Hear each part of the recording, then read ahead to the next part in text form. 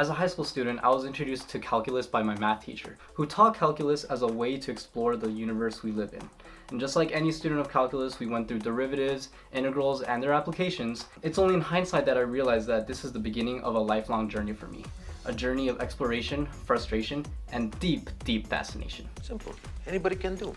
What's up, nerds? Welcome to Sanchineering. This is the first video of a new series for myself. I'm starting Scott Young's MIT Challenge. Hey guys, just a quick update on my MIT Challenge. Greetings from Vancouver, Canada. It is week 2 of my MIT Challenge. Welcome back to week 38 of the MIT Challenge. Hey guys, welcome back to week 50 of the MIT Challenge, which is to learn MIT's 4-year computer science curriculum in 12 months without taking any classes or even being enrolled at MIT. Several years ago, I came across Scott Young's video where he was talking about an MIT Challenge he started. So he basically taught himself 4 years of computer science and crunched it down to just 1 year. And for me, that's personally quite inspiring because I'm a huge advocate for lifelong learning. I feel like even if you graduate high school, even if you get a degree in anything, you're still going to be constantly learning. Now, it is indeed that, a challenge. Many of us are burnt out from 2020 as a whole because of all the crap that went on this year. And I'm in grad school, so my research is one of my main priorities. But I decided I will take on this challenge anyway. For me, I'm extremely fascinated by concepts in my chemical engineering classes, particularly transport phenomena, kinetics, and thermodynamics. And there's a lot of stuff that we just completely breezed over. Imagine if we did other things in our life that way. Say home building. So we bring in the contractor, so they do what they can, and 2 weeks later the inspector comes, looks around, says, okay, the concrete's still wet right over there.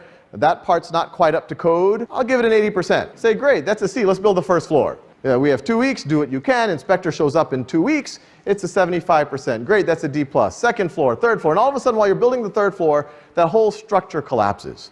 Scott Young's approach was to teach himself all 4 years of CS in just 1 year. And although he worked really hard, I argue that there's a high potential for there to be flaws in your knowledge when going it that way. In chemical engineering, unfortunately, I realized that we don't really go too in depth with the fundamental math and physics. On this channel, we're going to try to slowly build up all the fundamental foundations of chemical engineering from the bottom up. It's the way that you would learn a musical instrument. You practice the basic piece over and over again, and only when you've mastered it, you go on to the more advanced one. Throughout this journey, I'll try to vlog my experiences along with my daily research and other activities, and try to give tips and other resources that you can use for your own studies. Now, I have to admit, I already have a huge boost because I went through several of these concepts and topics in my undergrad classes and dived even more during my graduate studies. But the more I delve into it, the more I realize that this is a vast interconnected network of sciences, deeper than the ocean itself. For that reason, I'm going to adopt a mix of Scott Young's approach along with Sal Khan. So that being said, here are the rules. These are the main books that I'll be using for my studies. I have Classical Mechanics by Taylor and Calculus by Stewart. Like I said, I've already gone through undergrad physics and calculus, but I really want to review everything before moving on. And this is the book that undergrad physics majors use. So again, I'm introduced to some of these topics, but I had no idea how in-depth this actually could be. I will also be going through MIT's curriculum for classical mechanics and watching and taking notes on all of the videos and solving as many problems as I can. So what book did I go through? It was Real Analysis. The course was Real Analysis. It is an upper level math class. It's something you take like your 3rd year as a math major. But yeah, no, I went through the entire book, every section. I did not do every practice problem. And that's the one tough thing about self-teaching. You aren't sure when you can move on. The challenge, in addition to the challenge itself, is to realize and to try to figure out when you've actually learned something. My personal belief is that you don't truly learn something until you can teach it to someone else. Therefore, I'll be translating all the fun and useful stuff that I learned during the studies and then make videos for you guys on my channel, which is composed mostly of musicians and other engineers. I'll be going through the lectures of MIT's classical mechanics curriculum and going through Taylor and Stewart as a reference book. I'll try to do as many problems as I can from Taylor so that I can rebuild my intuition for the conservation of momentum and energy. Time management and self-motivation are of the essence for this challenge. But that's not unlike anything else in real life, you see. Except when it comes to parents and other external pressures, no one really forces you to go to soccer practice or practice your instrument, or even go to college and go to classes and study for any of that matter. And according to Newton's first law, an object at rest stays at rest unless acted upon by another force. Hey, Professor, I'm working on this problem. I think I almost got it, but could you help me out with this one problem right here real quick? Yeah, this is actually really basic. You should know this from real analysis that you obviously took in middle school. And actually, I derived this equation when I was in 3rd grade, but you guys actually learned advanced calculus in high school, right? So yeah, I'm not even gonna go over this actually. You should definitely know this by now. Part of me thinks, yeah, I should know this stuff by now. I mean, fluid mechanics, it's my favorite chemical engineering class.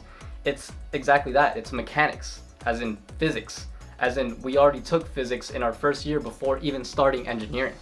But I think it's gonna take for me to humble myself and go back to the basics and start from the ground up so that we can ultimately rebuild our intuition and make more videos for chemical engineering, fluid mechanics, transport phenomena, and thermodynamics, and go through all of that. The point is, when something goes wrong, always assume you're the one that did it. After all, if you're doing a problem set, what's more likely? That the professor made a mistake, or you, who's just now learning the material, made a mistake? We're actually living through a revolution. I'm sure you realize that. A socio-economical one, as well as a technological one. So that being said, my ego thinks, why should I spend time making videos when I should just focus on my own studies and my own research rather than spending time making videos for someone else? My fellow peers like yourselves and other YouTubers and other people that have influenced my life remind me that it's okay to be human. See, I'm a chemical engineer at heart, so I believe that life and your body and your brain is like a chemical process. So you have to constantly input as much information as possible through different sources, textbooks, lectures, and different forms of inspiration. So please don't hesitate to provide your own favorite study methods and your own forms of inspiration, whether it's other individuals you've interacted with, other YouTubers and other resources, and even music. So check the comments, and I'll be definitely checking the comments for all that stuff. So it's currently December 13th, 2020. Today is the first day of the MIT Challenge. See you all in a bit, and good luck on your studies.